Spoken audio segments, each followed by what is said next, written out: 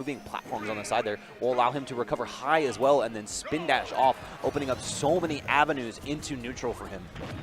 Well, good low nair. Oh my god. That was trying to add so much damage so early.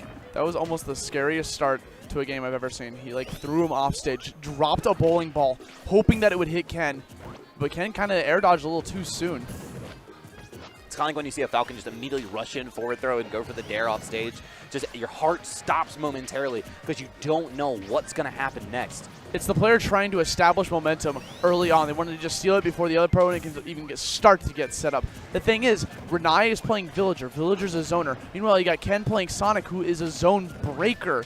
Their counters, like he's meant to just break through all the zones that Renai's trying to set up, which is why he's playing so aggressive. He has him at a very bad spot. Renai narrowly avoiding, actually playing Balloon Trip down there. And it's such a great use of Villager's recovery there. It's one of the best recoveries in the game because you can go so low and stall for so long. And even if he wanted to, he could traverse underneath Town and City. Go to the other side of the stage, which Sonic would have the speed to do, but he's not going to be off stage and in danger anymore.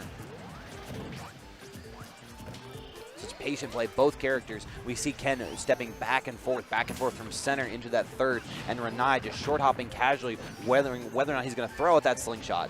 And Ken actually connecting an up throw into an up air, which I previously stated, if he was at maybe 20 more percent, that probably would have worked. He's going for it again, opts to go for the forward air instead because he knows that's actually going to combo. Good awareness of Ken, knowing his percents and rage meters.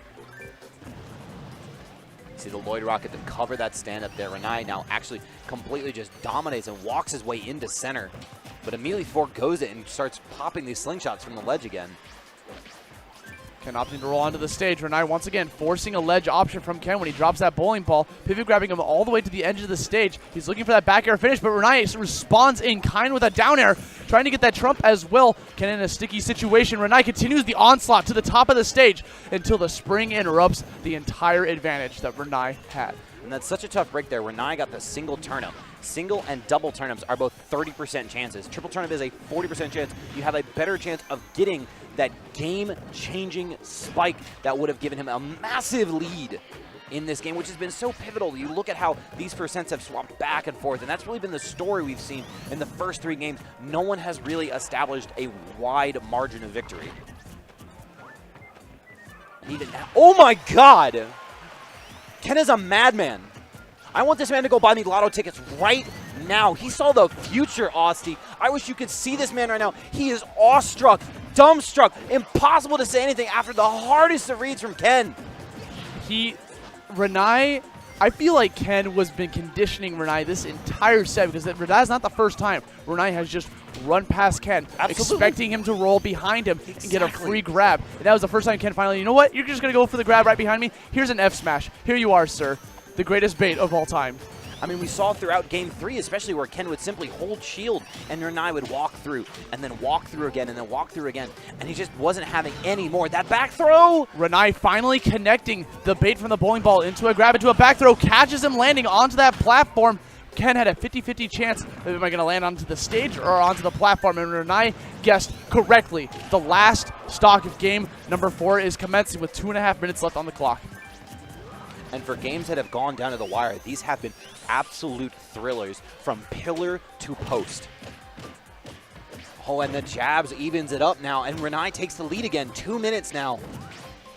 Renai slowing the pace a little with those jabs because they want to be able to connect to be mashed A. Oh, hits him with the down air, forcing Ken back onto the stage. He's going to lead with a Lloyd Rocket, trying to get that grab afterwards. If Ken would have shielded, that grab would have connected. So Ken opted to just get hit by the explosion instead. It depends on how close Renai is towards the Lloyd Rocket. Yeah, you really have to weigh your options because Villager will have follow-ups out of these low percent grabs here, or at these point the mid percent grabs. And I love, sorry. No, go ahead. You have to realize that, like, I'm going to take probably only 10%, but if he gets this grab, he's going to continue in advantage state, whereas I can jump away after the explosion. Another dashing back and forth. Renai keeping Ken at bay with a bunch of slingshots. This is with the second neutral air. He's out of jumps. This could be Renai's opportunity. Again, he's out of jumps. Manages to land back down onto the ground with that neutral air instead. Resetting back to neutral. This could be Ken's opportunity. Misses it. And every second we get closer to Renai forcing a game 5. We're looking at 70 seconds left and now a full 50% lead. And he is camping the edge of the stage. He realizes what's going on. Gonna hold on to that ledge just like John Numbers was onto the ledge with Wii Fit. And it's so crazy because both of these characters play this so well. You can see either player really being in this advantage state or this disadvantage state. And Ken betting it all on that downer. Somehow the up tilt not connecting as he stands up, though. I feel like a lot of players like to go for some risky options off stage when they're at this deficit with less on the clock because they need a kill to connect sometime soon. Ken's going to continue to go for those down airs over and over. That Trump forcing Renai to get back down onto the stage using an up air instead. 30 seconds on the clock. He has an axe in hand.